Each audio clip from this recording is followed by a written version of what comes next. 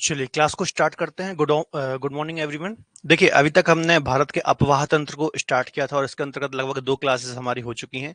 इसमें मैंने भारत की नदियों के बारे में आपको डिस्कस कराया था कि भारत की नदियों को किस प्रकार से हम समझ सकते हैं, जैसे कि हिमालयी नदी तंत्र, इसके अलावा प्रायद्वीपीय भारत का नदी तंत्र। ठीक है, तो इस प्रकार से हमने 2 भागों में डिवीजन किया था। इसके अलावा अरब सागर में गिरने वाली नदियां और बंगाल की खाड़ी में गिरने वाली नदियां, तो ये 2 प्रकार से हमने डिवीजन किया था भारत की नदियों को।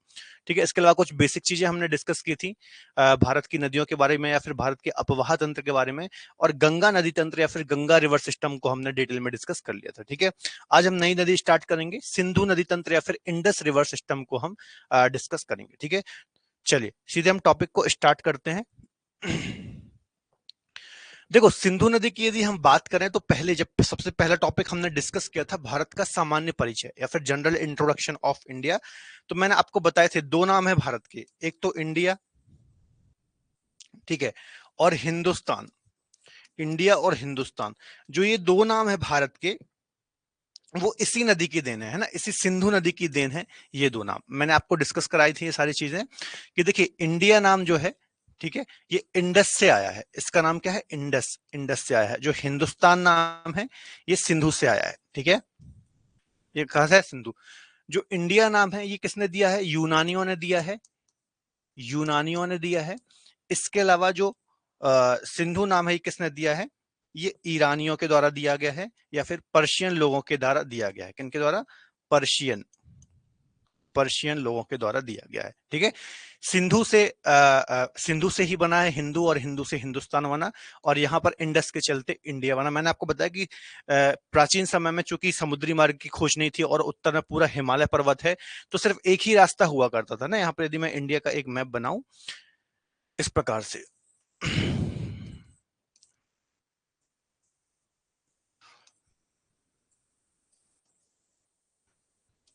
ठीक है, ये इंडिया का यदि मैं मैप बनाऊं, तो प्राचीन काल में आपको पता होगा यहाँ पर पूरा क्या है? समुद्री भाग है, महासागरीय भाग है। ठीक है, बंगाल की खाड़ी, अरब सागर और नीचे हिंद महासागर, तो ये पूरा जलीय क्षेत्र है, समुद्री क्षेत्र है। तो समुद्री मार्ग की खोज तो हुई नहीं थी, तो प्राचीन काल में यहां से कोई भी भारत में नहीं आ सकता था। ठीक है, दक्षिण भाग से या फिर प्रायद्वीपीय भारत से कोई नहीं आ सकता था।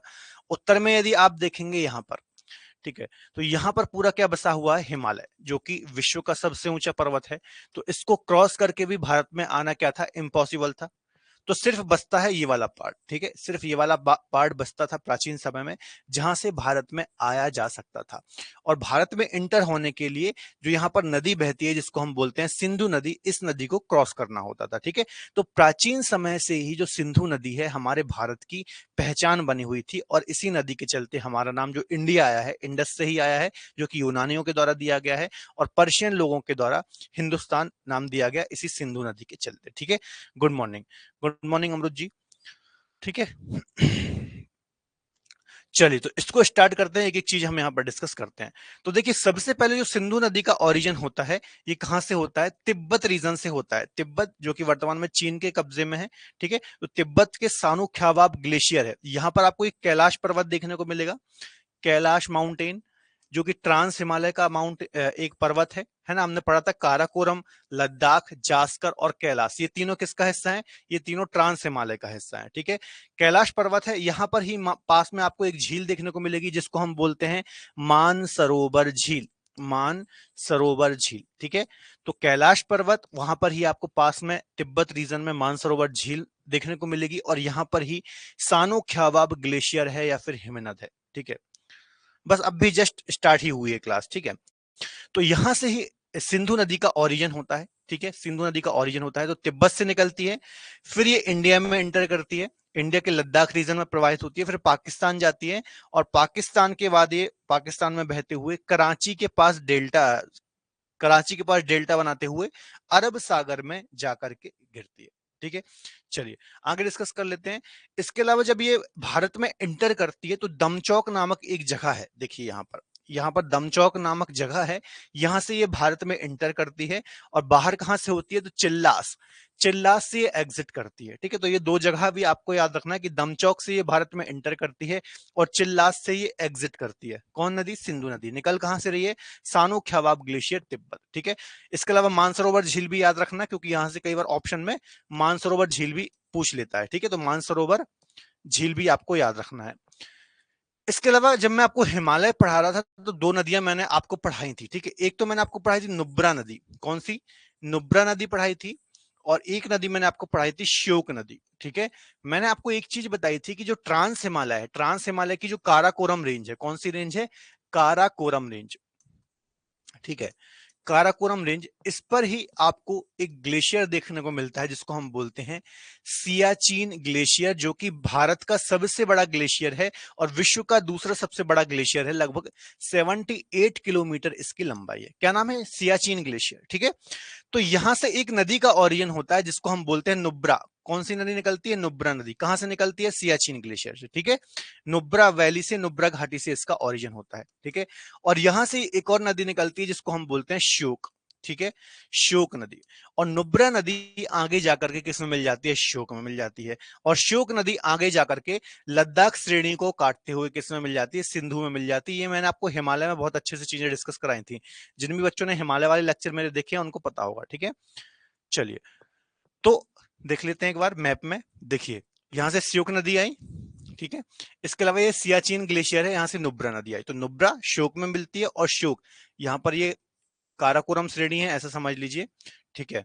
यहां पर इस प्रकार से ये लद्दाख श्रेणी है, ये लद्दाख श्रेणी है, और यहाँ पर जास्कर श्रेणी है ना, समझाने के लिए मैंने आपको बता दिया।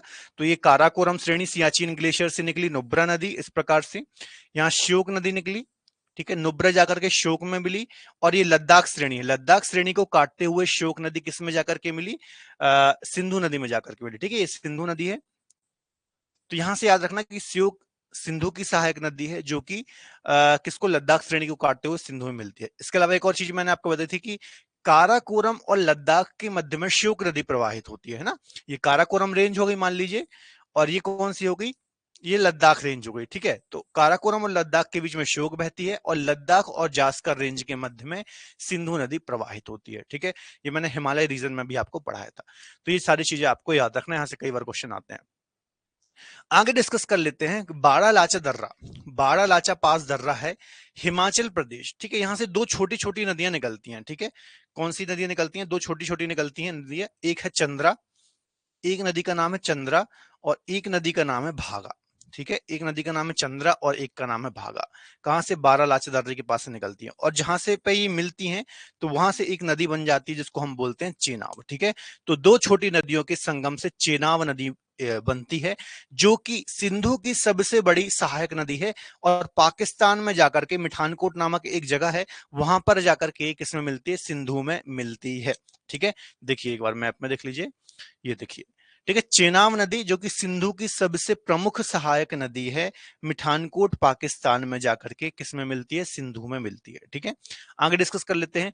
जम्मू कश्मीर रीजन से, जम्मू कश्मीर रीजन में एक झील है जिसको हम बोलते हैं शेषनाग झील, ठीक है। शेषनाग झील है, यहां से झेलम नदी निकलती है, ठीक है, झेलम नदी निकलती है, और उसके बाद ये पाकिस्तान चली जाती है, जम्मू कश्मीर में प्रवाहित होती है, उसके बाद कहां, पाकिस्तान जाती है, और पाकिस्तान में जाकर के ये किसमें मिलती है, चेनाब में जाकर के मिलती है, ठीक है। मैप में आप देख सकते हैं। इसके अलावा जो फ्रेश वाटर की लेक है, ठीक है, फ्रेश वाटर या फिर आप बोल लीजिए मीठे पानी की झील है बूलर झील। कौन सी झील, बूलर झील, ठीक है। तो इसी झेलम नदी के किनारे बूलर झील भी आपको देखने को मिलती है, जो कि एक गोखुर झील का एग्जाम्पल है, ठीक है।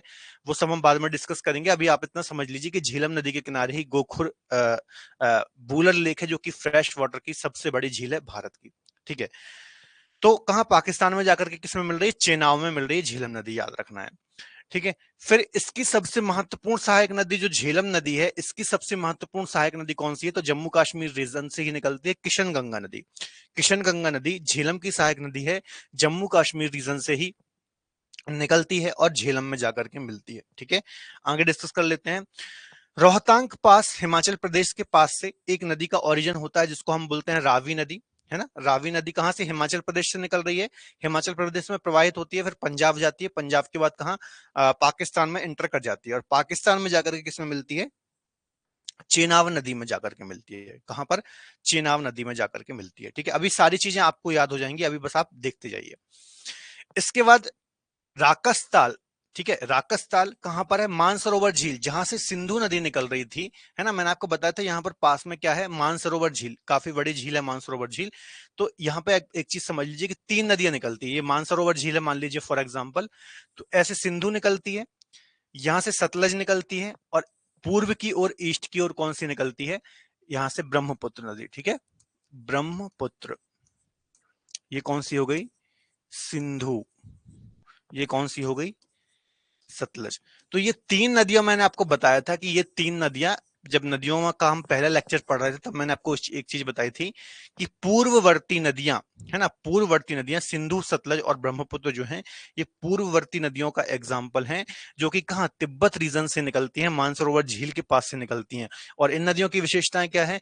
ये नदियां ऐसी नदियां हैं जो कि हिमालय के भी उत्थान के पहले से प्रवाहित हो रही हैं और अपना रास्ता स्वयं बनाती हैं। अर्थात मान लीजिए हिमालय का जब उत्थान स्टार्ट हुआ होगा या फिर हिमालय बनना स्टार्ट हुआ होगा, तो ये नदियां अपना रास्ता काटती रही, अपना स्थान बनाती रही और हिमालय का उत्थान होता रहा। ठीक है, तो इनको हम बोलते हैं पूर्ववर्ती नदियां। तो ब्रह्मपुत्र, सिंधु और सतलज, ये तीनों कहां से निकलती हैं? मानसरोवर झील के पास से निकलती हैं, है ना। अलग अलग ग्लेशियर है लेकिन मानसरोवर झील के पास से ही निकलती हैं, और तीनों पूर्ववर्ती नदियों का एग्जाम्पल है। ठीक है, तो देखिए यहां से सतलज नदी निकलती है राकसताल से, ठीक है, इस प्रकार से भारत में एंटर करती है। ठीक है, यहां पर सिपकीला दर्रा है, याद रखना है, शिपकीला। शिपकीला दर्रे से हिमाचल प्रदेश या फिर भारत में प्रवेश करती है कौन सी नदी? सतलज नदी, इस प्रकार से एंटर होती है, और फिर पंजाब होते हुए किसमें मिलती है? चेनाब में जाकर के मिलती है। ठीक है, कहां मिल रही है? चेनाब में। तो ये भी 3, तिब्बत से निकली, ओरिजिनेट हुई, फिर भारत में एंटर की, और फिर आखिर में जाकर के पाकिस्तान में जाकर के चेनाब नदी में जाकर के मिल जाती है। ठीक है, अभी हम थ्योरी वगैरह डिटेल में डिस्कस करेंगे, अभी आप मैप से बस समझते रहिए। इसके अलावा हिमाचल प्रदेश में ही ब्यास कुंड से एक और नदी का ओरिजिन होता है, जिसको हम बोलते हैं ब्यास नदी। क्या बोलते हैं? ब्यास नदी। अब इन 5 नदियों में झेलम, चेनाब, रावी, ब्यास, सतलज, सिंधु, ठीक है, इन सभी नदियों में सिर्फ एकमात्र ब्यास नदी ही ऐसी है, ठीक है, इस अपवाह तंत्र के हिस्से में ब्यास नदी ही ऐसी है जो सिर्फ भारत में ही प्रवाहित होती है। मतलब ना तो ये पाकिस्तान में जा रही है, ना तिब्बत से प्रवाहित हो रही है। ठीक है, सिर्फ और सिर्फ भारत से ही ओरिजिनेट होती है, फिर निकलती है, और भारत में ही पंजाब राज्य में ही जाकर के सतलज नदी में जाकर के मिल जाती है। किसकी ट्रिब्यूटरी है ब्यास? सतलज की ट्रिब्यूटरी है। ठीक है, देखिए ये सतलज नदी थी, ये सतलज नदी थी, सतलज में ही जाकर के ब्यास नदी अपना जल गिराती है या फिर मिलती है। क्लियर है? तो ये प्रमुख इतनी ही नदियां हैं सिंधु नदी के तंत्र के अंतर्गत, और भी कुछ नदियां हैं जो पाकिस्तान साइड से आती हैं। ठीक है, इसके अलावा एक चीज और समझ लीजिए कि ब्यास नदी और सतलज नदी का जहां पर संगम होता है, मतलब सतलज नदी पर पंजाब में जहां पर भी ब्यास नदी जाकर के मिलती है, यहां पर जो स्थान का नाम है वो है कपूरथला पंजाब। कपूरथला पंजाब में जाकर के ये नदी सतलज में मिलती है, और यहां पर ही एक हरिके बैराज बनाया गया है, एक प्रकार का डैम है, हरिके बैराज बनाया गया है। क्यों बनाया गया है? यहां से इंदिरा गांधी नहर निकाली गई है। कौन सी नहर? इंदिरा गांधी नहर निकाली गई है, जो कि भारत की सबसे बड़ी नहर है, 650 किलोमीटर लगभग इसकी लंबाई है। ये मैंने आपको पढ़ाया था जब मैं आपको मरुस्थलीय क्षेत्र, लास्ट वाला फिजिकल डिवीजन पढ़ा रहा था, थार डेजर्ट पढ़ा रहा था, तब मैंने आपको बताया था कि पश्चिमी राजस्थान जहां, जो कि मरुस्थलीय क्षेत्र है, वहां पर जल की कमी है। तो वहां पर जल की कमी को दूर करने के लिए ब्यास और सतलज के संगम पर एक बैराज बनाया गया है, हरिके बैराज, और यहां से ही इंदिरा गांधी नहर निकाली गई है, जो कि भारत की सबसे लंबी नहर है। ठीक है, और इससे पश्चिमी राजस्थान में सिंचाई और पेयजल की समस्या को दूर किया जाता है। ठीक है, तो याद रखना है, यहां से ही इंदिरा गांधी नहर को निकाला गया है। कहां पर? क्या नाम है इसका? हरिके बैराज। हरिके बैराज एक प्रकार का डैम है, कपूरथला पंजाब में इसको बनाया गया है। ठीक है, एक फरक्का बैराज हमने पढ़ा था गंगा नदी में, हुगली नदी के जल स्तर को बनाए रखने के लिए फरक्का बैराज बनाया गया था पश्चिम बंगाल में। उसी प्रकार से यहां से एक इंदिरा गांधी नहर निकाली गई है हरिके कपूरथला नामक स्थान से, जिसको हम बोलते हैं हरिके बैराज। तो इतनी प्रमुख नदियां हैं। इसके अलावा कुछ पाकिस्तान साइड से भी नदियां आकर के मिलती हैं, लेकिन वो उतनी इंपॉर्टेंट नहीं है, बस एक बार आप देख लीजिए। ठीक है, देखिए जैसे गिलगित आकर के मिलती है, ठीक है, इसके अलावा काबुल आकर के इसमें मिलती है, काबुल की एक सहायक नदी है श्वात, ये आकर के मिलती है, कुर्रम सुलेमान पर्वत से निकलती है। ठीक है, गोमल नदी है एक, ये भी आकर के मिलती है, लेकिन ये उतनी इंपॉर्टेंट नहीं है कि चूंकि पाकिस्तान रीजन से ये आकर के इसमें मिल रहे हैं। ठीक है, मैन हमें ये 5 नदियों को डिस्कस करना है। ठीक है, देखिए एक बार हम रिवीजन कर लेते हैं। सबसे पहले कहां से? सानो ख्यावाब ग्लेशियर से सिंधु नदी निकल रही, तिब्बत रीजन से भारत में एंटर होती है, कहां से? दमचौक से भारत में एंटर होती है और चिल्लास से एग्जिट करती है। ठीक है, भारत के सिर्फ लद्दाख में ही प्रवाहित होती है, लद्दाख रीजन में प्रवाहित होती है। कहां पर? लद्दाख और जास्कर रेंज के मध्य में। याद रखना है किस किस पर्वत श्रेणी के बीच में? लद्दाख श्रेणी जो कि ट्रांस हिमालय का हिस्सा है, और जास्कर श्रेणी, लद्दाख और जास्कर श्रेणी के मध्य में ये प्रवाहित होती है। ठीक है, इसके अलावा फिर पाकिस्तान में चली जाती है और कराची के पास डेल्टा बनाते हुए अरब सागर में जाकर गिरती है। ठीक है, इतनी चीजें याद रखना है। इसके अलावा नुब्रा नदी जो कि सियाचिन ग्लेशियर से निकलती है, श्योक में जाकर के मिलती है। श्योक नदी लद्दाख श्रेणी को काटते हुए किसमें मिलती है? सिंधु नदी में जाकर के मिल जाती है। जम्मू कश्मीर शेषनाग झील से झेलम नदी निकलती है और पाकिस्तान में जाकर के ये किसमें मिलती है? चेनाब में। एक चीज यहां पर याद रखना कि सिर्फ चेनाब नदी ही जाकर के बच्चों किसमें मिल रही है? पाकिस्तान में जाकर के सिंधु से मिल रही है। इन सभी नदियों में झेलम, चेनाब, राबी, ब्यास, सतलज, इन पांचों नदियों में सिर्फ चेनाब नदी ही सिंधु की सहायक नदी है ना। डायरेक्ट सिंधु में जाकर के कौन सी मिल रही है? चेनाब नदी ही मिल रही है। बाकी जितनी नदी हैं, झेलम, रावी, व्यास और सतलज, ये चारों नदियां किस में जाकर के मिल रही हैं? ये चारों नदियां मतलब तीन नदियां इनमें से, सतलज, रावी और झेलम, ये तीनों जाकर के किस में मिल रही है? सिंधु में मिल रही है। और एक नदी ब्यास किस में जाकर के मिल रही है? सतलज में मिल रही है। ठीक है, तो यहां से कंफ्यूजन बहुत ज्यादा होता है। तो सबसे पहले तो आप एक चीज याद रख लीजिए कि सिर्फ चेनाब नदी ही, इन पांचों में सिर्फ चेनाब नदी ही किसकी सहायक नदी है? सिंधु की नदी है, सिंधु नदी की सहायक नदी है। ठीक है, दूसरी बात क्या याद रखना है? झेलम, रावी और सतलज, कौन कौन सी? झेलम, रावी और सतलज। कहां गई सतलज? ये सतलज है। ठीक है, ये सतलज है, नाम नहीं लिखा, ये सतलज। झेलम, रावी और सतलज किसकी है? एक, दो और तीन, ये चेनाब की सहायक नदी है। ब्यास जो कि सिर्फ भारत में ही प्रवाहित होती है, ये किसकी सहायक नदी है? ये सतलज की सहायक नदी है। ठीक है, ऐसे याद रखना क्योंकि यहां पे बहुत ज्यादा कंफ्यूजन होता है। आपको कॉपी में बार बार ये मैप बना के देखना होगा सिंधु। ठीक है, कैसे मैप बनाना पड़ेगा देखो बता देता हूं एक बार। ये सिंधु आई इस प्रकार से। ठीक है, फिर यहां से आपको चंद्रा और भागा, दो नदियों के संगम से चेनाब को यहां पर मिला देना है। फिर यहां से कौन सी नदी निकली? झेलम, झेलम किस में आकर के मिल गई? चेनाब में आकर के मिल गई। ठीक है, फिर यहां से रावी निकली, रावी आकर किस में मिल गई? चेनाब में मिल गई। ठीक है, फिर यहां से सतलज निकली राकसताल से, और ये भी चेनाब में आकर के मिल गई। फिर यहां से ब्यास निकली ब्यास कुंड से, और इसमें आकर के मिल गई। बस इतना सा है, इतना सा आपको बनाते बन गया तो इजी हो जाएगा। ठीक है, नाम तो आपको याद हो ही जाएंगे। तो ऐसे ही आपको याद रखना है ये सारी नदियां। ठीक है, तो झेलम, झेलम किस में आकर के मिलती है? चेनाब में आकर के मिलती है, और इसकी एक सबसे प्रमुख सहायक नदी है किशन गंगा। ठीक है, इसके अलावा रावी रोहतांग दर्रे से निकलती है, किसमें आकर के मिलती है? चेनाब में आकर के मिलती है, पाकिस्तान में। और सारी नदियां बच्चों जो चेनाब में मिल रही है ना, सारी पाकिस्तान में ही जाकर के मिल रही है। ठीक है, ये पॉइंट भी आपको याद रखना है। इसके अलावा ये तो मैंने आपको बता दिया। तो जल्दी से बताओ, कमेंट में समझ में आया? कोई डाउट हो तो बताओ। इतना समझ में आया? आपको ऐसे ही याद रखना है, पूरा मैप रटना कुछ भी नहीं है। ठीक है, जल्दी से कमेंट में बता दो इतना समझ में आया, फिर हम इसके थ्योरी पार्ट में चलेंगे और थ्योरी पार्ट को डिस्कस करेंगे, तो और आपका एक बार अच्छे से रिवीजन हो जाएगा।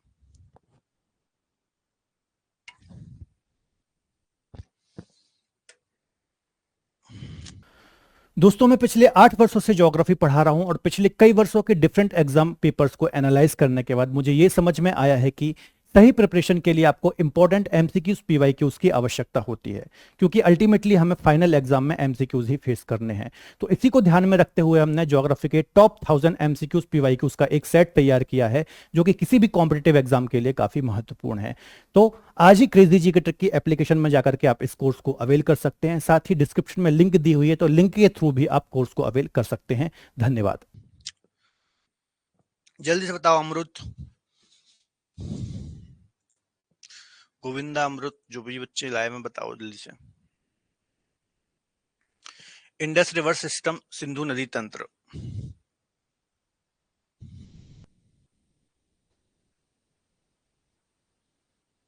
और एक बार बता दें, चलो ठीक है, एक बार एनिमेशन से फिर से समझ लेते हैं। ठीक है, देखो, देखते चलना बस, है ना। समझा मैंने, सारी चीजें दी है, एक बार देखते चलना। ठीक है, सबसे पहली बात, यहां पर ये तिब्बत है। ये कौन सा रीजन है? तिब्बत रीजन है। ठीक है, ध्यान से सुनना, कॉपी पेन सब रख दो। ये तिब्बत रीजन है। ठीक है, यहां पर एक कैलाश पर्वत है, हमने डिस्कस किया था, ट्रांस हिमालय का पार्ट है। यहां पर ही आपको एक बहुत बड़ी झील, मानसरोवर झील मिलेगी। ठीक है, तो यहां पर ही एक ग्लेशियर है, हिमनद है, सानु ख्यावाब ग्लेशियर, तिब्बत में।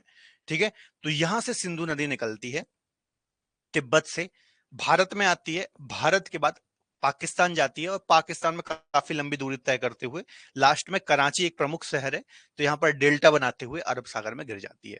ठीक है, तो 3 देशों में ये प्रवाहित हो रही है।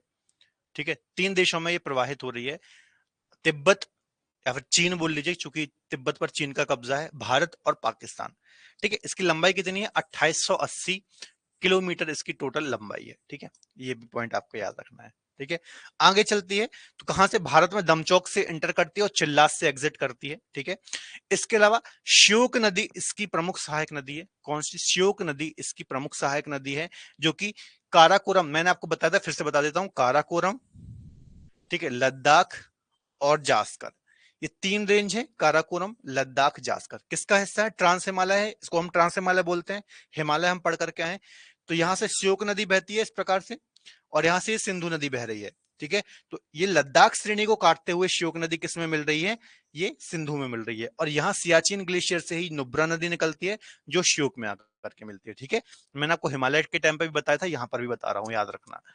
तो देखिए, यहां से सियाचिन ग्लेशियर से नुब्रा नदी निकली, ठीक है, और श्योक में आकर के मिल गई। आगे चलते हैं तो सबसे जो इसकी प्रमुख सहायक नदी है, ठीक है, इसके बाद आपको क्या याद रखना है? चेनाब नदी को याद रखना है। तो चंद्रा और भागा, दो छोटी छोटी नदियां आपस में आकर के मिलती हैं, और उससे एक बड़ी नदी मिलती है जिसको हम बोलते हैं चेनाब, जो कि एकमात्र ऐसी नदी है, मतलब इन 5 नदियों में से बोल रहा हूं मैं ना, इन 5 नदियों में से एकमात्र ऐसी नदी है चेनाब, जो कि डायरेक्ट पाकिस्तान में जाकर के सिंधु में मिलती है। ठीक है, मतलब इन 5 नदियों में सिर्फ एक नदी ही ऐसी है चेनाब, जो कि सिंधु की सहायक नदी है। कहां पर? मिठानकोट नामक स्थान में जाकर के मिलती है। ठीक है, दूसरी नदी, अब हम ये आपने बना दिया, चूंकि ये डायरेक्ट मिल रही थी तो इसको हमने देख लिया। अब हम उत्तर से दक्षिण की ओर या फिर नॉर्थ से साउथ की ओर देखेंगे कौन कौन सी इसके अपवाह तंत्र की हिस्सा है। तो सबसे ऊपर जम्मू कश्मीर है, तो यहां से कौन सी नदी निकल रही है? झेलम नदी निकल रही है। ठीक है, शेषनाग झील से झेलम नदी निकलती है जम्मू कश्मीर रीजन से, और फिर पाकिस्तान जाती है। पाकिस्तान में जाकर के पाकिस्तान में जाकर के ये किस में मिलती है? चेनाब में मिलती है। ठीक है, अब आप यहां से ये कंफ्यूज मत होना ऐसे कि सिंधु में किसी को नहीं मिलाना है। सिंधु में आपने चेनाब को मिला दिया, बात खत्म हो गई। ठीक है, अब जितनी भी नदियां हैं हमें चेनाब में जाकर के मिलानी है। ठीक है, तो झेलम नदी निकली और कहा? चेनाब में जाकर के मिल गई, पाकिस्तान में। ठीक है, आगे एक किशन गंगा याद रख लेना, इसकी सबसे प्रमुख सहायक नदी है। तो एग्जाम में क्योंकि कई बार क्वेश्चन आया है कि किशन गंगा किसकी सहायक नदी है, किशन गंगा प्रोजेक्ट भी बना हुआ है इस पे, काफी ज्यादा फेमस है। ठीक है, आगे बात करते हैं, रोहतांग दर्रा हिमाचल प्रदेश से एक नदी निकलती है। ठीक है, हिमाचल प्रदेश के बाद पंजाब जाती है, पंजाब के बाद जाकर के पाकिस्तान जाते हैं, और पाकिस्तान में जाकर के, अब जैसा कि आपको याद रखना है कि सर ने बोला था कि अब हमें सिंधु में किसी को भी नहीं मिलाना है। ठीक है, तो चेनाब में ही आपको मिला देना है किसको? रावी नदी को। ठीक है, तो रोहतांग पास हिमाचल प्रदेश से निकलती है रावी नदी, और आगे जाकर के पंजाब होते हुए पाकिस्तान जाती है और चेनाब में जाकर के मिल जाती है। ठीक है, उसके बाद सतलज नदी, सतलज नदी के बारे में मैंने आपको बताया, चूंकि बड़ी नदी है। ठीक है, तो ये भी तिब्बत रीजन से निकलती है, राकस्ताल से निकलती है, भारत आती है, भारत के बाद पाकिस्तान जाती है, और पाकिस्तान में जाकर के ये भी चेनाब में जाकर के मिलती है। ठीक है, अब एकमात्र नदी, ब्यास नदी को अलग से याद रख लेना। ठीक है, एकमात्र ऐसी नदी है, ठीक है, ब्यास नदी, जो कि सतलज की सहायक नदी है। कि किसकी नदी है? सतलज की सहायक नदी है, और सिर्फ भारत में प्रवाहित होती है। 2 पॉइंट याद रखना है इसमें। ठीक है, एक तो सतलज की सहायक नदी है, ट्रिब्यूटरी है, और सिर्फ भारत में ही प्रवेश करती है। बाकी जितनी भी नदियां हैं सब एक या फिर दो या फिर 3 देशों में प्रवाहित हो रही है, मतलब 2 या 3 देशों में प्रवाहित हो रही है। लेकिन ब्यास नदी एकमात्र ऐसी नदी है जो सिर्फ और सिर्फ भारत में ही प्रवाहित होती है। ठीक है, इतना समझ में आया? आगे बात करते हैं, सतलज और ब्यास के संगम पर हरिके नामक एक स्थान है कपूरथला पंजाब में। तो यहां पर ही हरिके बैराज बनाया गया। बैराज मतलब एक प्रकार का डैम है, पानी को डाइवर्ट करने के लिए बनाया गया है। यहां से एक नहर निकाली गई है, इंदिरा गांधी नहर, जो कि भारत की सबसे लंबी नहर है। पश्चिमी राजस्थान का जो मरुस्थलीय क्षेत्र है, यहाँ पर सिंचाई और पेयजल की समस्या को दूर करने के लिए के उद्देश्य से इस नहर को निकाला गया है। ठीक है, क्लियर हुआ? तो ये इतनी नदी आपको याद रखना है। आई थिंक अब क्लियर हो गया होगा। ठीक है, चलिए, तो इतनी चीजें ही आपको याद रखनी है। अब एक एक करके हम इसका थ्योरी पार्ट डिस्कस करेंगे। जल्दी से बता दो, समझ में आया अब? ठीक है, एक बार अब आपको होमवर्क ये है कि इसको 2-4 बार आपको पूरा मैप कॉपी पर बना के दिखना है। ठीक है, तो कॉपी में यदि आपने इसको बना लिया तो आपको चीजें अच्छे से क्लियर हो जाएंगी। आ गया अमरुद समझ में? ठीक है, चलो अब हम थ्योरी पार्ट डिस्कस करेंगे, तो एक बार और आपका इसका रिवीजन हो जाएगा, ठीक है। देखिए, यह विश्व की सबसे बड़ी नदी द्रोणियों में आती है, जो कि जैसा कि मैंने आपको बताया 2880 किलोमीटर इसकी लंबाई है, ठीक है। और इतनी सारी, और मैक्सिमम जो नदियां हैं आप देखेंगे ये हिमालय के क्षेत्र से ही निकल रही हैं, ठीक है। तो इसमें इनमें जल की कभी कमी नहीं होती, और विश्व की सबसे बड़ी नदी द्रोणियों में आती है, ठीक है। 11,65,000 वर्ग किलोमीटर इसका कुल क्षेत्रफल है, अपवाह तंत्र का क्षेत्रफल है, ड्रेनेज सिस्टम का क्षेत्रफल है, ठीक है। इसके अलावा 3,21,289 वर्ग किलोमीटर इसका कुल अपवाह तंत्र ड्रेनेज सिस्टम है, आपको याद रखना है, ठीक है। चलिए, इसके अलावा सिंधु नदी के बाएं तट पर आकर मिलने वाली 5 प्रमुख नदियों के क्रम कौन से हैं, तो ये आपको क्रम भी याद रखना ना, कई बार उत्तर से दक्षिण, नॉर्थ टू साउथ या फिर साउथ टू नॉर्थ में भी आपको पूछ लेता है कि इनमें से कौन सी नदी का सही क्रम कौन सा है, दक्षिण से उत्तर या फिर उत्तर से दक्षिण, कैसा भी एग्जाम में क्वेश्चन आ सकता है। तो सबसे ऊपर कौन सी थी, झेलम थी, ठीक है, सबसे ऊपर झेलम थी। झेलम के बाद कौन सी थी, चेनाब थी। चेनाब के बाद कौन सी थी, रावी थी। फिर व्यास थी और सतलज थी, ठीक है। तो इनका नॉर्थ टू साउथ और साउथ टू नॉर्थ क्रम भी आपको याद रखना है, ऑर्डर भी आपको याद रखना है, क्योंकि कई बार ऐसे आपको एग्जाम में जमाने को दे देता है, ठीक है। तो सबसे उत्तर में कौन सी है, झेलम है, फिर चेनाब है, फिर रावी है, फिर व्यास है, फिर सतलज है, ठीक है। मैप में मैंने आपको अच्छे से समझा दिया है, तो कोई डाउट आपको नहीं रह गया होगा। एक मिनट रुकिएगा, ठीक है। तो ये क्रम आपको याद रखना है। सिंधु नदी तंत्र की 5 प्रमुख सहायक नदियों को पंजाब में बहती हैं, ठीक है। ये पांचों नदियां जो है पंजाब से होकर के बहती हैं, तो इसलिए इनको हम पंचनद भी बोलते हैं, ठीक है, पंचनद भी बोलते हैं। ये पांचों प्रमुख सहायक नदियां सम्मिलित रूप से पाकिस्तान के मिठानकोट में सिंधु में मिलती है। मैंने आपको बताया ना कि जो चेनाब नदी थी वो पाकिस्तान की मिठानकोट नामक स्थान में जाकर के, है ना, यहाँ पर देखिए, ये सिंधु नदी है, ये ठीक है। ये यहां से आई चेनाब नदी, ये ठीक है। तो ये पाकिस्तान के मिठानकोट में आकर के किस में मिल रही है, सिंधु में मिल रही है। इसके अलावा एक चीज और आपको याद रखना, एक चीज मैं बताना भूल गया, ठीक है, कि ये जो चेनाब नदी है, ये चेनाब नदी आई है ना, ये सिंधु नदी है। तो जब ये पांचों नदियां इसमें आकर के मिल जाती हैं, कौन कौन सी, चारों नदियां, मतलब झेलम, ठीक है, इसके अलावा रावी, व्यास और सतलज, जब इन सभी नदियों का जल चेनाब में आ जाता है, ठीक है, तो बाकी की नदी को क्या बोलते हैं, पंचनद नाम से जानते हैं, याद रखना, पंचनद नाम से जानते हैं। और जो पंजाब राज्य है ना, पंजाब, इसको बोलते हैं 5 आवों का समूह, 5 आवों का समूह, मतलब 5 नदियों के समूह पर स्थित जो राज्य है उसको पंजाब बोलते हैं। तो इन्हीं 5 नदियों के कारण पंजाब का नाम पंजाब पड़ा है, ये बात भी आपको याद रखना है, ठीक है। तो मिठानकोट में आकर के ये नदियां मिलती हैं। आगे बात कर लें, सिंधु नदी तंत्र की 5 प्रमुख सहायक नदियों को जो पंजाब में बहती हैं, इन्हें पंचनद कहते हैं।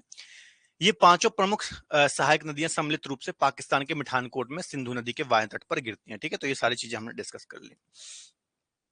उद्गम स्थल, अब एक एक करके हम नदियों को डिस्कस करते हैं, ठीक है। तो सबसे पहली नदी कौन सी है, सिंधु नदी, ठीक है। कहां से निकल रही है, तिब्बत रीजन, कैलाश पर्वत श्रेणी के पास, है ना। एक और चीज याद रख लेना, मानसरोवर झील, क्योंकि एग्जाम में कई बार मानसरोवर झील भी आ जाता है। मानसरोवर झील के पास से सानो ख्यावाब ग्लेशियर से इसका ओरिजिन होता है, ठीक है। अरब सागर में जाकर के ये गिरती है, ठीक है। 5 प्रमुख सहायक नदियों की बात करूं तो देखिए, यदि सिंधु की सहायक की बात करें तो इन 5 नदियों में से सिर्फ चेनाब ही इसकी सहायक नदी है, ठीक है। इन 5 नदियों में सिर्फ चेनाब ही इसकी सहायक नदी है, बाकी 3 चेनाब की सहायक नदी है और ब्यास सतलज की। लेकिन अपवाह तंत्र में हम सभी को शामिल करते हैं, लेकिन डायरेक्ट तौर पर यदि कभी एग्जाम में क्वेश्चन आ जाए कि इनमें से, मान लीजिए ऐसा क्वेश्चन आ गया, इनमें से कौन सी चेनाब की सहायक नदी है, ठीक है, ऑप्शन में मान लीजिए, सॉरी, इनमें से कौन सी सिंधु की सहायक नदी है, ऐसा क्वेश्चन आ गया।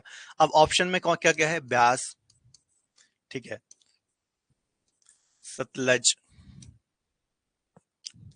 रावी, चेनाब। क्वेश्चन क्या था, इनमें से कौन सी सिंधु की सहायक नदी है, ठीक है। तो ये सभी अपवाह तंत्र का हिस्सा है, लेकिन डायरेक्ट सिंधु नदी, डायरेक्ट चेनाब नदी ही किस में जाकर के मिलती है, सिंधु में जाकर के मिलती है, ठीक है। बाकी तो देखा जाए तो चेनाब में आकर के मिलती है और ब्यास सतलज में जाकर के मिलती है, ठीक है। तो कंफ्यूजन मत रखना, भले ही ये सभी अपवाह तंत्र का हिस्सा है, सिंधु ड्रेनेज सिस्टम का पार्ट हैं, लेकिन डायरेक्ट तौर पर चेनाब नदी ही सिंधु में जाकर के मिलती है। ठीक है, तो कोई भी कंफ्यूजन मत रखना। इसके अलावा जो पाकिस्तान साइड से आती हैं, गिलगित, काबुल, कुर्रम, गोमल, स्वात, ये सभी इसकी दाई ट्रिब्यूटरी है ना। अब देखिए सिंधु नदी इस साइड से बह रही है, ठीक है, तो ऊपर से जो आएंगी ये दाई सहायक नदी होंगी जो पाकिस्तान साइड से आ रही हैं यहां से, और यहां से जो नदियां आ रही हैं वो बाई सहायक नदियां होंगी। ठीक है, तो बाएं तट की ट्रिब्यूटरी कौन सी हैं? ये सारी हैं झेलम, चेनाब, रावी, सतलज। बाएं और दाएं में, लेफ्ट और राइट में कभी कंफ्यूज मत होना। ठीक है, चलिए। दोस्तों, आप किसी भी कॉम्पिटेटिव एग्जाम की यदि तैयारी कर रहे हैं तो एमसीक्यूज और पीवाईक्यूज का काफी महत्वपूर्ण रोल होता है, क्योंकि फाइनल एग्जाम में आपको एमसीक्यूज के माध्यम से ही आंसर देने होते हैं। और इसी के चलते हमने ज्योग्राफी के टॉप 1000 क्वेश्चन का एक सेट तैयार किया है और इसके डिफरेंट पैकेज तैयार किए हैं। जैसे कि ये 1000 क्वेश्चन यदि आप आंसर के साथ चाहते हैं तो मात्र 29 रुपीज में आप ये पीडीएफ अवेल कर सकते हैं। इसके साथ साथ यदि आपको एक्सप्लेनेशन भी चाहिए है हर एक क्वेश्चन का पीडीएफ के थ्रू, तो मात्र 39 रुपीज में ये आपको पीडीएफ मिल जाती है। यदि एक्सप्लेनेशन, क्वेश्चन आंसर और वीडियो सॉल्यूशन, जो कि हर एक क्वेश्चन का मैंने वहां पर सॉल्यूशन कराया है वीडियो फॉर्म में, यदि ये पैकेज चाहिए तो मात्र 49 रुपीज में। इसी में यदि आप टॉपिक वाइज टेस्ट ऐड कर देंगे तो ये पैकेज आपको 59 रुपीज का पड़ जाता है। और मिक्स क्वेश्चन के साथ प्रैक्टिस सेट यदि आप इसमें ऐड करेंगे तो मात्र 69 रुपीज में ये पैकेज आपको मिल जाता है। तो आप अपनी सहूलियत के हिसाब से कोई भी पैकेज अवेल कर सकते हैं। इसके अलावा हमारी क्रेजी जी के ट्रिक की एप्लीकेशन को डाउनलोड कर सकते हैं, वहां से ये कोर्स अवेल कर सकते हैं, और डिस्क्रिप्शन में लिंक दी हुई है तो वहां से भी ये कोर्स अवेल कर सकते हैं। धन्यवाद। हाँ सचिन जी, बताओ क्या डाउट है?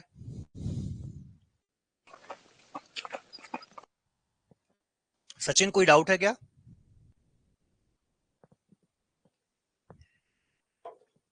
चलिए, गलती से हो गया होगा, कोई दिक्कत नहीं। ठीक है, कोई डाउट हो तो पूछ लेना। आगे डिस्कस करते हैं। ठीक है, देखिए केंद्र शासित प्रदेश लद्दाख केवल लेह जिले में बहती है। ठीक है, जो सिंधु नदी है प्रवाह क्षेत्र की बात करें तो पूरा जो लद्दाख रीजन है, चूंकि देखिए ये वाला जो हमारा भारत का हिस्सा है, ठीक है, ये पूरा क्या हो गया, ये पूरा लद्दाख हो गया, ये वाला पार्ट है ना, ये पूरा क्या हो गया, लद्दाख। पहले जम्मू कश्मीर हुआ करता था, अब लद्दाख हो गया है। तो सिर्फ और सिर्फ सिंधु नदी कहां बहती है? लद्दाख रीजन में ही प्रवाहित होती है। और लेह जो है, लेह लद्दाख की कैपिटल जो है वो इसी नदी के किनारे स्थित है ना, सिंधु नदी के किनारे ही लेह स्थित है। तो ये पॉइंट भी आपको याद रखना है ना। इसके अलावा सिंधु नदी केंद्र शासित प्रदेश लद्दाख में और जास्कर श्रेणियों के मध्य में बहती है, ये भी इंपॉर्टेंट पॉइंट है। ट्रांस हिमालय, काराकोरम, बार बार रिवीजन करा रहा हूं ताकि आपको रट जाए चीजें। लद्दाख, जास्कर, इसको हम क्या बोलते हैं? ट्रांस हिमालय बोलते हैं। लद्दाख और जास्कर के बीच में सिंधु नदी प्रवाहित होती है, रट लो। काराकोरम और लद्दाख के बीच में श्योक नदी बहती है। काराकोरम से नुब्रा नदी निकलती है जो कि श्योक में जाकर के मिलती है। ठीक है, बार बार इसलिए बताता हूं बच्चों ताकि आपको चीजें याद रहें, है ना। ठीक है, तो लद्दाख और जास्कर श्रेणियों के मध्य में ये उत्तर पश्चिम दिशा या फिर नॉर्थ वेस्ट की ओर ये प्रवाहित होती है। इसकी कुल लंबाई कितनी है? 2880 किलोमीटर, लेकिन भारत में ये कितनी? 1114 किलोमीटर ही प्रवाहित होती है। चूंकि तिब्बत से निकल रही है फिर पाकिस्तान जा रही है इंडिया होते हुए, तो भारत में सिर्फ 1114, कहीं कहीं कुछ अलग डेटा भी मिलता है लेकिन 1114 आपको याद रखना है। और टोटल 2880 किलोमीटर इसकी लंबाई है। ठीक है, लेह सिंधु नदी के तट पर लद्दाख और जास्कर श्रेणियों के मध्य में बसा हुआ है। ठीक है, तो चूंकि अब सिंधु नदी लद्दाख और जास्कर के बीच में प्रवाहित हो रही है, तो लेह शहर भी चूंकि सिंधु नदी के किनारे स्थित है, तो ऑब्वियस सी बात है लद्दाख और जास्कर के बीच में लेह शहर भी स्थित होगा। ठीक है, इसके अलावा देखिए सिंधु नदी गिलगित के समीप गहरे गॉर्ज, ठीक है, गॉर्ज को गॉर्ज ही बोलते हैं इंग्लिश में, हिंदी में महाखड्ड शब्द भी यूज करते हैं, हिंदी में महाखड्ड शब्द भी यूज करते हैं, जिसे सिंधु नदी कहते हैं। गिलगित के समीप सिंधु नदी दक्षिण की ओर मुड़ती है, दक्षिण की ओर मुड़ती है और पाकिस्तान में प्रवेश कर जाती है। क्या बोल रहा हूं मैं?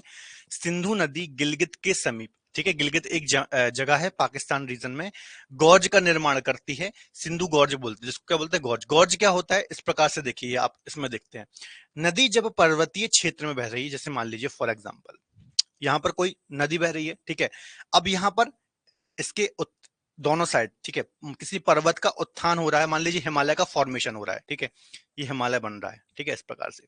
अब हिमालय क्या है? वलित पर्वत है, पहले ये छोटा रहा होगा, ऐसा रहा होगा, फिर और बड़ा हुआ, फिर और बड़ा हुआ है, लेकिन यदि कोई नदी इसके बीच में प्रवाहित हो रही है तो नदी तो अपना मार्ग लगातार काटती रहेगी ना, नदी अपना मार्ग काटती रहेगी, अपना रास्ता बनाती रहेगी, और यदि किसी पर्वत का उत्थान हो रहा है तो उस नदी वाले हिस्से को छोड़ करके दोनों साइड उसका उत्थान होता रहेगा। ठीक है, तो उसको ही हम बोलते हैं गॉर्ज। जैसे देखिए यहाँ पर कोई नदी बह रही है और यहाँ पर इस प्रकार से पर्वतों का निर्माण हो गया। ठीक है, तो सिंधु नदी का गॉर्ज बनाती है, जिसको हम बुंजी गॉर्ज भी बोलते हैं। क्या बोलते हैं? बुंजी गॉर्ज। ठीक है, सबसे गहरे गॉर्ज में से एक है बुंजी गॉर्ज, जो कि सिंधु नदी के द्वारा बनाया जाता है। ये बात भी आपको याद रखना है, गिलगित के समीप। ठीक है, मैंने आपको एक चीज और बताई थी, जो पूर्ववर्ती नदियां हैं, सिंधु, सतलज, ब्रह्मपुत्र और भी बहुत सारी नदियां हैं हिमालय रीजन की, जो गॉर्ज का निर्माण करती है ना। चूंकि ये हिमालय के उत्थान के भी पहले से प्रवाहित हो रही हैं, तो जब हिमालय के उत्थान के पहले से प्रवाहित हो रही थी, तो अपना रास्ता ये काटती गई और हिमालय का उत्थान होता गया, तो गहरी गहरी खाइयों का निर्माण कर देते हैं। गॉर्ज मतलब समझ लीजिए, एक पर्वत ये इस प्रकार से है, एक पर्वत ये इस प्रकार से है, और यहां पर कोई नदी बह रही, तो देखिए कितनी गहरी इसने घाटी बनाई है ये, तो इसको ही हम क्या बोलते हैं? गॉर्ज बोलते हैं। यहां पर ये नदी इस प्रकार से प्रवाहित हो रही है, इसको ही हम क्या बोलते हैं? गॉर्ज बोलते हैं। ठीक है, श्योक नदी को मध्य एशिया में यारकंडी और काराकोरम क्षेत्र में मृत्यु की नदी भी बोलते हैं। इसकी जो प्रमुख ट्रिब्यूटरी है श्योक नदी, ठीक है, इसको मृत्यु की नदी और यारकंडी काराकोरम यारकंडी नाम से भी इसको जानते हैं, आपको याद रखना। तो एग्जाम में कभी क्वेश्चन आ जाए यारकंडी नदी, और चूंकि मृत्यु की नदी इसलिए बोला जाता है क्योंकि प्राचीन समय में जो ऐसा माना जाता था कि श्योक नदी को पार करना बहुत दिक्कत भरा था, क्योंकि इसका वेग काफी तेज था उस रीजन में। ठीक है, तो जो भी इसको पार करने की कोशिश करता था तो वो बच नहीं पाता था, उसमें डूब करके उसकी डेथ हो जाती थी, है ना। तो इसको उस समय से मृत्यु की नदी कहा जाने लगा, इसको श्योक नदी को, जो कि सिंधु की सहायक नदी है, और यारकंडी नदी के नाम से भी इसको जाना जाता है। सिंधु जल समझौता, ये भी समझ लीजिए, काफी इंपॉर्टेंट है, यहां से भी कई बार एग्जाम में क्वेश्चन आए हुए हैं। ठीक है, सिंधु नदी समझौता से आपको मेंस में भी क्वेश्चन पूछा जा सकता है। ठीक है, देखिए, चूंकि आपको पता होगा पाकिस्तान जो है बच्चों भारत से ही अलग होकर के एक देश बना 1947 में, भारत के विभाजन हुआ जब। ठीक है, तो उस समय भारत और पाकिस्तान के बीच में बहुत सारे विवाद थे, जैसे सीमा विवाद था, जल के बंटवारे को लेकर के विवाद था, राज्यों जो राज्यों को मिलाया जा रहा था, राज्यों का पुनर्गठन किया जा रहा था, तो उसको लेकर के विवाद था। ठीक है, तो उसमें से भी उसमें से इन सभी विवादों में एक और प्रमुख विवाद था कि जो नदियां हैं, है ना, जैसे कि भारत है ये हमारा, ठीक है, तो जैसे मैंने बताया सिंधु हो गई, चेनाब हो गई, झेलम हो गई, रावी हो गई, सतलज हो गई, तो ये नदियों को आप देखेंगे तो भारत और पाकिस्तान दोनों में प्रवाहित हो रही हैं। ठीक है, तो इनके जल के बंटवारे को लेकर भी दोनों देशों के मध्य में विवाद था कि कौन देश कितना जल का प्रयोग करेगा। पाकिस्तान को ऐसा लगता था चूंकि ये सारी नदियां भारत से ही प्रवाहित हो रही हैं, फिर बाद में पाकिस्तान जा रही हैं, ठीक है, तो ऐसा ना हो कि भारत इनके रुख को मोड़ दे, इनके मार्ग को मोड़ दे, या फिर ज्यादा इसका यूज करे। ठीक है, तो इसको इसने इंटरनेशनली लेवल पर इस मुद्दे को उठाया। ठीक है, और काफी लंबी समय तक ये विवाद चलता रहा।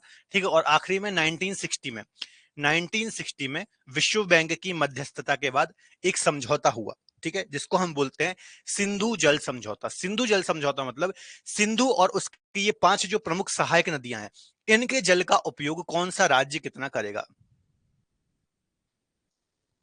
हाँ, हाँ, हाँ, डीपेस्ट गॉर्ज है। ठीक है, सबसे गहरा गॉर्ज है बुंजी गॉर्ज।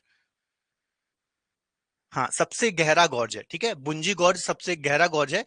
एग्जैक्ट मुझे नहीं पता लेकिन 5,000 मीटर ये गहरा है लगभग। ठीक है, और देख लेना, मैं बता दूंगा आपको, 5,000 से ज्यादा मीटर ये गहरा है। बुंजी गॉर्ज सबसे गहरा गॉर्ज है, जो कि सिंधु नदी बनाती है गिलगित के पास। हाँ, हाँ, सही सही बोल रहे हैं अमरुद जी। ठीक है, सही बोल रहे हैं आप, बुंजी गॉर्ज सबसे गहरा गॉर्ज है। ठीक है, तो सिंधु जल समझौता 1960 में हुआ बिटवीन पाकिस्तान और इंडिया, इन 5 नदियों के जल के बंटवारे को लेकर। ठीक है, इंटरनेशनली इसको मुद्दे को उठाया था पाकिस्तान ने। ठीक है, तो देखिए इस समझौते में क्या कहा गया था। ठीक है, कि 20% जल ही सिंधु, चेनाब और झेलम, ठीक है, 20% जल ही इस्तेमाल कर सकेगा, परंतु रास्ता प्रवाहित या फिर अवरुद्ध नहीं कर सकता। सिंपल से मैं आपको बता देता हूं, देखिए इसमें क्या कहा गया था। ये जो यहां पर मैं आपको मैप बना के बता देता हूं। ठीक है, ये यहां से सिंधु नदी बह रही है। ठीक है, यहां से चेनाब आती है, और यहां से झेलम आती है। कौन कौन सी? सिंधु, झेलम और चेनाब, ये तीन जो उत्तर वाली 3 नदियां हैं। ठीक है, इसमें इन 3 नदियों का मेन जो कंट्रोल है, ठीक है, वो पाकिस्तान को दिया गया। किसका दिया गया? पाकिस्तान को दिया गया। ठीक है, और नीचे की जो नदियां हैं सतलज, व्यास, सॉरी, सतलज, रावी और ब्यास। ठीक है, सतलज, सतलज हो गई, रावी हो गई और व्यास। ठीक है, व्यास, ये जो 3 नदियां हैं नीचे वाली, ठीक है, नीचे वाली जो 3 नदियां हैं, इनका कंट्रोल दिया गया इंडिया को। ठीक है, इसमें यह कहा गया कि जो ऊपर वाली 3 नदियां हैं, इसका 80% जो जल का यूज है वो पाकिस्तान करेगा, और नीचे वाली जो 3 नदियां हैं इसके 80% जल का यूज भारत करेगा। ठीक है, इसका 20% भारत कर सकता है यूज, और इसका 20% भारत यूज कर सकता है। ठीक है, तो इस प्रकार के कुछ प्रावधान किए गए थे। तो आपको बस इतना याद रखना है कि उत्तर वाली 3 नदियों का कंट्रोल पाकिस्तान को दिया गया, और नीचे वाली 3 नदियों का कंट्रोल किसको दिया गया? इंडिया को दिया गया। वर्ल्ड बैंक की मध्यस्थता के बाद 1960 में सिंधु जल समझौता हुआ गया था। ठीक है, इसमें यह कहा गया था कि उत्तर वाली जो 3 नदियां हैं इसका 80% जल का यूज पाकिस्तान करेगा। ठीक है, और भारत इनके जल के मार्ग को अवरुद्ध नहीं कर सकता, रोक नहीं सकता, सिर्फ 20% जल का ही उपयोग कर सकता है। ठीक है, जबकि नीचे वाली जो 3 नदियां हैं इसमें ऐसा कहा गया कि इसके 80% जल का यूज भारत करेगा, 20% पाकिस्तान कर सकता है, जबकि इनके मार्ग को अवरुद्ध वगैरह भी किया जा सकता है, डैम वगैरह बना करके परियोजनाएं वगैरह भी चलाई जा सकती हैं। ठीक है, तो वही चीजें लिखी हैं। सिंधु, चेनाब, झेलम का मात्र 20% जल का ही इस्तेमाल करेगा कौन? भारत। ठीक है, भारत, परंतु रास्ता प्रभावित या फिर अवरुद्ध नहीं कर सकता। जबकि रावी सतलज और ब्यास का 80% जल का इस्तेमाल कर सकेंगे हम, तथा इसका रास्ता भी प्रभावित कर सकते हैं। रास्ता प्रभावित करने से मतलब ही है इस पर आप डैम बना सकते हैं ना, कोई नहर निकाल सकते हैं, पनबिजली का उत्पादन कर सकते हैं। तो ये सारी चीजें आपको याद रखना है। सिंपल सी बात है, उत्तर वाले 3 नदियों का कंट्रोल पाकिस्तान को देना है, नीचे वाली 3 नदियों का कंट्रोल भारत को देना है। 80 और 20 का रेशियो याद रखना है, बस इतना सा था सिंधु जल समझौता। इसकी आपको ईयर याद रखना है, 1960 बिटवीन पाकिस्तान और भारत, विश्व बैंक की मध्यस्थता के बाद ये पूरा समझौता हुआ था। क्लियर है? बताओ जल्दी, इतना समझ में आया?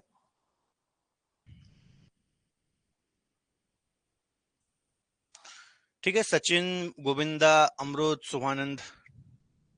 चलो आगे देखते हैं झेलम नदी। ठीक है, पूछ लेना कोई भी डाउट हो। झेलम नदी की बात करें तो मैंने आपको बताया किशनगंगा इसकी एक प्रमुख सहायक नदी है, पाकिस्तान में जाकर के चेनाब में मिलती है। ठीक है, तो कहां से इसको सबसे पहली बात वितस्ता नाम से भी जाना जाता है, वितस्ता, है ना। इसके अलावा उद्गम कहां से होता है? कश्मीर घाटी, दक्षिण पूर्वी भाग, पीर पंजाल श्रेणी के गिरिपाद। पीर पंजाल रेंज हम पढ़ करके आए हैं, तो इसका जो फुट हिल रीजन है, गिरिपाद प्रदेश है, यहाँ वेरीनांग झील या फिर शेषनांग झील के पास से इसका ओरिजिन होता है। आपको याद रखना है कौन सी नदी? झेलम नदी। ठीक है, इसके अलावा पाकिस्तान के झांग, पाकिस्तान में एक जगह है झांग, तो यहां पर जाकर के एक इसको चेनाब को ज्वाइन करती है या फिर इससे मिलती है। ठीक है, तो चेनाब की सहायक नदी है, जम्मू कश्मीर से निकलती है। इसके अलावा किशनगंगा इसकी प्रमुख सहायक नदी है, तो किशनगंगा नदी को आपको याद रखना है। ठीक है, बस इतने ही पॉइंट है कुछ प्रमुख प्रमुख। इसके अलावा श्रीनगर और बुलर झील से बहते हुए एक तंग और गहरे मार्ग में ये प्रवाहित होती है। ठीक है, एक तंग और गहरे महाखड्ड में प्रवाहित होती है।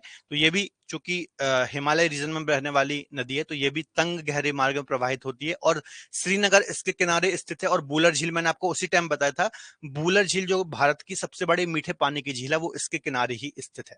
ठीक है, इसके अलावा झेलम नदी कश्मीर घाटी से होकर प्रवाहित होती है। कश्मीर वैली हम पढ़ करके आए हैं, कहां पर स्थित है कश्मीर वैली? जल्दी से कमेंट में बता दो, कश्मीर वैली किन 2 माउंटेन रेंजेस के मध्य में स्थित है?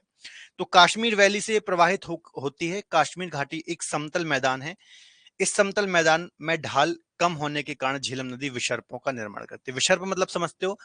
इस प्रकार से कम ढाल, क्या होता है ना बच्चों, कोई भी नदी जब कम ढाल ढाल में प्रवाहित होती है तो इस प्रकार से प्रवाहित होती है ना, इस प्रकार से, तो इसको हम बोलते हैं विसर्प, नदी विसर्प। ठीक है, जैसे सांप चलता है ना इस प्रकार से लहराते हुए, तो जब भी नदी को कम ढाल मिलता है तो वो इस प्रकार से चलती है। ठीक है, और इसी प्रकार से गोखुर झील का भी क्या होता है? निर्माण होता है। गोखुर झील क्या होती है इसको भी जरा समझ लीजिए, जैसे नदी इस प्रकार से प्रवाहित हो रही है। ठीक है, अब ये हो गया, तो अब क्या होगा जब मान लीजिए नदी का पानी यहां से आ रहा है, ठीक है, तो लगातार यहाँ पर वो कटाव करता है, और एक टाइम में क्या होता है कि ये रास्ता नदी इस प्रकार से बना लेती है ना। अब नदी का रास्ता क्या हो गया? ऐसा हो गया। ठीक है, और ये जो ये वाला नदी का पार्ट था, ये अलग हो जाता है, सेपरेट हो जाता है, और इससे एक झील बन जाती है गोखुर, इसको हम बोलते हैं गोखुर झील। ठीक है, और जो बूलर झील है वो इसी प्रकार की एक झील है जो कि झेलम नदी के किनारे बनी है, गोखुर झील का एग्जाम्पल है। ठीक है, इसका जो शेप देखिए गाय जो होती है ना उसके खुर के जैसे है, इसलिए इसको हम बोलते हैं गोखुर झील। ठीक है, तो ये इसी का एग्जाम्पल है, आपको याद रखना है। तो वही सारी चीजें लिखी हैं, कुछ उतना इंपॉर्टेंट नहीं है, थ्योरी पार्ट है। अगली हम देख लेते हैं चेनाब नदी, पीर पंजाल। क्या पूछा था मैंने?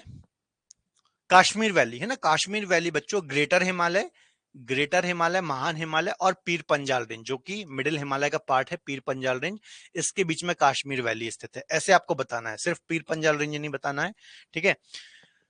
चिनाब नदी की बात करें तो इसको हम अश्कनी नाम से भी जानते हैं, अस्कनी नदी के नाम से भी जानते हैं, याद रखना है। सिंधु की सबसे बड़ी सहायक नदी है, ठीक है। सिंधु की सबसे बड़ी ट्रिब्यूटरी है, हमने डिस्कस किया, एकमात्र ट्रिब्यूटरी भी आप बोल सकते हैं। चंद्रा और भागा दो नदियों के संगम से ये बनती है, जिसको हम चंद्रभागा बोलते हैं। मैंने आपको बताया था हिमाचल प्रदेश में चंद्रा और भागा ये दो नदियां जहां पर मिलती है उसको हम बोलते हैं चंद्रभागा, ठीक है, चंद्रभागा। तो इससे ही इसका ओरिजिन होता है, या फिर बनती है। हिमाचल प्रदेश के बारालाचा दर्रे के समीप से इसका ओरिजिन होता है। चेनाब नदी की बात करें तो पाकिस्तान में सिंधु में जाकर के मिलती है, मिठानकोट नामक स्थान में। झेलम, रावी, सतलज, मरुसूदर, नीरू, ठीक है, मुख्यतः तीन है, झेलम, रावी और सतलज। ये इसकी प्रमुख सहायक नदी है, याद रखना है, ठीक है। सिर्फ सिंधु की यदि हम बात करें तो सिंधु में सिर्फ झेलम नदी ही मिलती है, सॉरी, सिंधु में सिर्फ चेनाब नदी ही मिलती है। बाकी चेनाब में तीन प्रमुख नदियां आकर के मिलती हैं, झेलम, रावी और सतलज, ठीक है। बाकी ब्यास की बात करें तो ब्यास सीधे सतलज में जाकर के मिलती है। प्रवाह क्षेत्र की बात करें तो हिमाचल प्रदेश और जम्मू कश्मीर में प्रवाहित होती है। इसका प्रवाह क्षेत्र 1180 किलोमीटर है, ठीक है, 1180 किलोमीटर लगभग इसकी लंबाई है। रावी की बात कर लेते हैं तो रावी, इसको परुषणी या फिर इरावती नदी के नाम से जाना जाता है। किस नाम से जानते हैं इसको? परुषणी या फिर इरावती नाम से जानते हैं। यह हिमाचल प्रदेश में कुल्लू पहाड़ियों में स्थित रोहतांग दर्रे से निकलती है, चंबा वैली, चंबा घाटी से होकर के प्रवाहित होती है, या फिर बहती है, ठीक है। कहां से निकल रही है? हिमाचल प्रदेश कुल्लू पहाड़ी रोहतांग पास से निकलती है, मैंने आपको बताया था, ठीक है। पाकिस्तान में जाकर के चेनाब में मिलती है, तो ये भी चीज हम डिस्कस कर चुके हैं कि चेनाब में ही जाकर के मिलती हैं सारी नदियां ये। इसके अलावा सियूल और बैरा इसकी कुछ प्रमुख सहायक नदी है, उतने इंपॉर्टेंट नहीं है, ठीक है। इसके अलावा हिमाचल प्रदेश में बहती है ये, भारत के, ठीक है। यह पीर पंजाल श्रेणी के दक्षिण पूर्वी भाग में धौलाधर श्रेणी के मध्य में प्रवाहित होती है। पीर पंजाल और धौलाधर श्रेणी के मध्य में प्रवाहित होती है, हमने डिस्कस किया था ना। पीर पंजाल, धौलाधर किसका पार्ट है? ये मिडिल हिमालय का हिस्सा है। मिडिल हिमालय या फिर मध्य हिमालय या फिर जिसको हम लघु हिमालय बोलते हैं, इसका ये हिस्सा है, तो इसके बीच में ये प्रवाहित होती है। ब्यास नदी की बात करें तो बिपाशा के नाम से इसको जानते हैं, ठीक है। हिमाचल प्रदेश रोहतांग पास व्यास कुंड से इसका ओरिजिन होता है, और किसकी? सतलज की ये सहायक नदी है, ठीक है। पंजाब में कपूरथला हरिके नामक स्थान में सतलज में जाकर के मिलती है, जहां पर हरिके बैराज बनाया गया है। यहां से ही इंदिरा गांधी नहर को निकाला गया है, जो कि भारत की सबसे लंबी नहर है। इसके अलावा बन्नीर, चक्की, पार्वती इसकी कुछ प्रमुख सहायक नदी है। याद रखना है, एकमात्र ऐसी नदी है इन 5 नदियों में जो सिर्फ भारत में प्रवाहित होती है, और किसमें जाकर के मिलती है? सतलज में जाकर के मिलती है। मोस्ट इंपॉर्टेंट क्वेश्चन है, यहाँ पर बच्चे बहुत ज्यादा कंफ्यूज होते हैं और गलती करते हैं, ठीक है, तो याद रखना ये वाला पॉइंट। दोस्तों मैं पिछले 8 वर्षों से ज्योग्राफी पढ़ा रहा हूं और पिछले कई वर्षों के डिफरेंट एग्जाम पेपर्स को एनालाइज करने के बाद मुझे ये समझ में आया है कि सही प्रिपरेशन के लिए आपको इंपॉर्टेंट एमसीक्यूज पीवाईक्यूज की आवश्यकता होती है, क्योंकि अल्टीमेटली हमें फाइनल एग्जाम में एमसीक्यूज ही फेस करने हैं। तो इसी को ध्यान में रखते हुए हमने ज्योग्राफी के टॉप 1000 एमसीक्यूज पीवाईक्यूज का एक सेट तैयार किया है, जो कि किसी भी कॉम्पिटेटिव एग्जाम के लिए काफी महत्वपूर्ण है। तो आज ही क्रेजी जी के ट्रिक की एप्लीकेशन में जाकर के आप इस कोर्स को अवेल कर सकते हैं। साथ ही डिस्क्रिप्शन में लिंक दी हुई है, तो लिंक के थ्रू भी आप कोर्स को अवेल कर सकते हैं। धन्यवाद। ठीक है, कहां पर बहती है? हिमाचल प्रदेश, पंजाब राज्य में 2 राज्यों में प्रवाहित होती है। ब्यास नदी सिंधु नदी तंत्र की एकमात्र ऐसी नदी है जो सिर्फ पाकिस्तान में, मतलब जो पाकिस्तान नहीं जाती, ठीक है, सिर्फ भारत में ही प्रवेश करती है। कुल्लू घाटी से होकर के गुजरती। कुल्लू घाटी कहां पर है? ये भी हमने डिस्कस किया है, हिमाचल प्रदेश में ये स्थित है कुल्लू घाटी। धौलाधर श्रेणी को काटती है और लारकी में महाखड्ड का निर्माण करती है ना। महाखड्ड मतलब गॉर्ज ही इसको हम बोलेंगे, गॉर्ज बनाती है, ठीक है, उतने इंपॉर्टेंट पॉइंट नहीं है। उद्गम और विलय दोनों ही भारत में, मतलब भारत से ही निकल रही है, भारत में ही जाकर के ये सतलज में मिल जाती है। वही सारी चीजें बच्चों यहाँ पर लिखी हुई हैं जो मैंने आपको समझाई हैं, कुछ अलग नहीं है, बस थ्योरी में आपको थोड़ा सा समझा रहा हूँ। सतलज की बात कर लेते हैं तो कहा इसको सतुद्री नदी के नाम से भी जानते हैं। मानसरोवर झील के पास से राकस ताल या फिर कहीं कहीं राक्षस ताल भी लिखा मिलता है, यहां से निकलती है तिब्बत रीजन से। सिपकीला पास से भारत में इंटर होती है और फिर आगे जाकर के पाकिस्तान में चेनाब में जाकर के मिल जाती है, ये देखिए, ठीक है। व्यास नदी इसकी सहायक नदी है। व्यास और स्पीति नदी इसकी प्रमुख सहायक नदी है। हिमाचल प्रदेश, पंजाब राज्य में ये प्रवाहित होती है, ठीक है। इसके अलावा शिपकीला दर्रा, ये भी बहुत इंपॉर्टेंट क्वेश्चन है बच्चों, कई बार एग्जाम में क्वेश्चन आया कि भारत में सतलज नदी किस दर्रे से होकर के प्रवेश करती है। स्टीपेस्ट पीक और डीपेस्ट गॉर्ज के डिफरेंस क्या है। स्टीपेस्ट, इसको आप क्या बोलते हैं, स्टीपेस्ट पीक को क्या बोलते हैं, इसका थोड़ा मुझे आप हिंदी में बताइए क्या बोलते हैं। डीपेस्ट गॉर्ज, ठीक है, इसको आप थोड़ा मुझे हिंदी में बताइए। देखिए सतलुज नदी पाकिस्तान सॉरी हिमाचल प्रदेश और सिपकीले दर्रे के समीप भारत में प्रवेश करती है, ठीक है। तो सिपकीला पास या फिर सिपकीला दर्रे से ही जो सतलज नदी है ये भारत में प्रवेश करती है। आपको याद रखना है सतलज नदी हिमाचल प्रदेश में सिपकीला गॉर्ज का निर्माण करती है, ठीक है। भारत की सबसे बड़ी बहुउद्देशीय नदी घाटी परियोजना भाखड़ा नांगल परियोजना पंजाब में सतलज नदी पर ही स्थित है। आपको याद रखना भारत की सबसे बड़ी परियोजना है भाखड़ा नांगल परियोजना, ठीक है। काफी महत्वपूर्ण है, जब हम नदी घाटी परियोजना वाला टॉपिक डिस्कस करेंगे तो उसको भी हम यहाँ पर डिस्कस करेंगे, ठीक है। तो ये था बच्चों हमारा पूरा सिंधु नदी तंत्र या फिर Indus river system. I think आपको समझ में आया होगा, ठीक है। स्टीपेस्ट पीक जो राकापोशी, आप बताए थे, ठीक है। राकापोशी तो क्या पूछना चाह रहे हैं, डीपेस्ट गॉर्ज। गॉर्ज और पीक तो ये अलग हो गया ना। देखिए जो आप पूछ रहे हैं, है ना, राकापोशी के बारे में मैंने आपको बताया था। राकापोशी क्या है, बिल्कुल खड़ी ढाल वाला पर्वत है ना। खड़ी ढाल वाला पर्वत मतलब क्या है, इसके किनारे एक पर्वत होता है ऐसा, ठीक है। ये तो दोनों अलग अलग चीज हो गई ना, वो तो पर्वत की विशेषता हो गई और गॉर्ज अलग चीज हो गई ना। एक पर्वत जैसे ऐसा है, ठीक है, और एक पर्वत बिल्कुल ऐसा खड़ा है, ठीक है। तो इसको हम क्या बोलेंगे, बिल्कुल खड़े ढाल वाला पर्वत है, ठीक है। जैसा कि राकापोशी विश्व के सबसे खड़े ढाल वाला पर्वत है, मतलब इसमें आप यदि क्लाइंबिंग करना चाहें, चढ़ना चाहें तो आप नहीं चढ़ पाएंगे, ठीक है। इसके अलावा एक ऐसे नॉर्मल पर्वत ऐसा होगा जिस पे आप आराम से चढ़ जाएंगे, ठीक है। तो राकापोशी जो है ये लद्दाख श्रेणी में स्थित है और सबसे विश्व के खड़े ढाल वाला पर्वत है ना, मतलब इस प्रकार से बिल्कुल इसके ढाल सिरे खड़े हैं। जबकि गॉर्ज तो बिल्कुल अलग चीज हो गई ना। गॉर्ज का मतलब क्या होता है बच्चों, गॉर्ज और इसको आप कंपेयर कैसे कर सकते हैं, दोनों अलग अलग चीजें हैं। गॉर्ज का मतलब क्या है, मान लो ये कोई नदी बह रही है, ठीक है। मैंने आपको बताया था ना कि जो पूर्ववर्ती नदियां होती हैं इनकी विशेषता ही यही होती है कि ये हिमालय के भी उत्थान के पहले से प्रवाहित हो रही हैं। अब यदि यहाँ पर कोई नदी प्रवाहित हो रही है, ठीक है, तो नदी क्या करती है, अपक्षयपर्दन करती है, इरोजन करती है, जहां से भी बह रही है उस वहां की मिट्टी को काटेंगी, जमीन को काटेंगी लगातार, ठीक है। तो अब यहाँ पर यदि हिमालय का निर्माण हो रहा है, किसी भी पर्वत का निर्माण हो रहा है, तो क्या होगा, हिमालय इस साइड बन जाएगा, इसके उत्तर में बन जाएगा और दक्षिण में बन जाएगा, इस प्रकार से। मतलब यहां पर बन गया, यहां पर बन गया और बीच में ये नदी प्रवाहित हो रही है, ठीक है।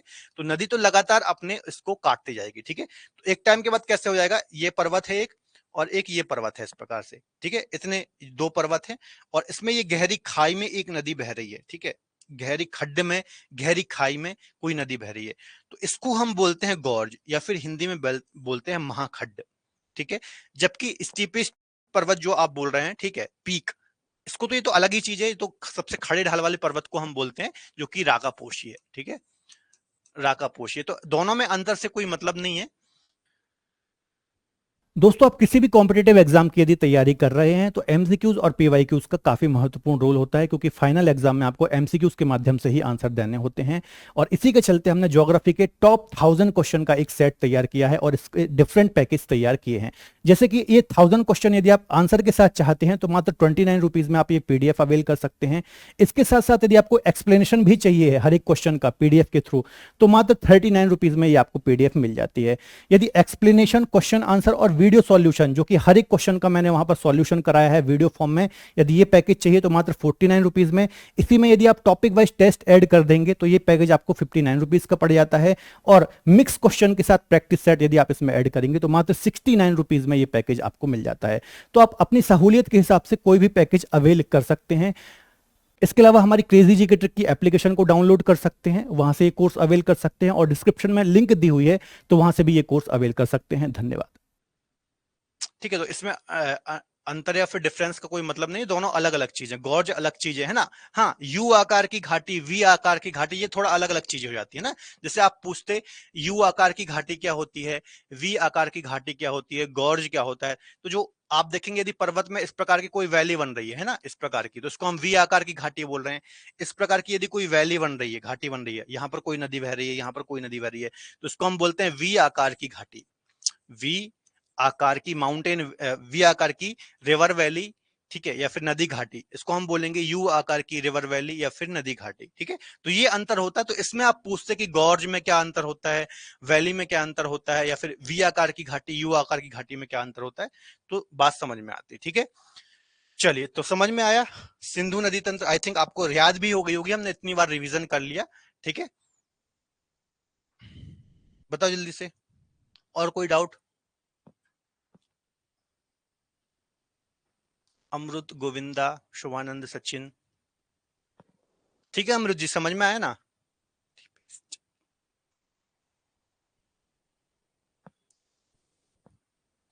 क्लियर है?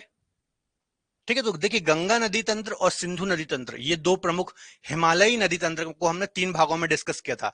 सिंधु नदी तंत्र, गंगा नदी तंत्र और ब्रह्मपुत्र नदी तंत्र, जिसमें से हमने गंगा नदी तंत्र और सिंधु नदी तंत्र को डिस्कस कर लिया है, सिर्फ ब्रह्मपुत्र नदी तंत्र बचा हुआ है, तो वो हम नेक्स्ट लेक्चर में कवर कर लेंगे, ठीक है।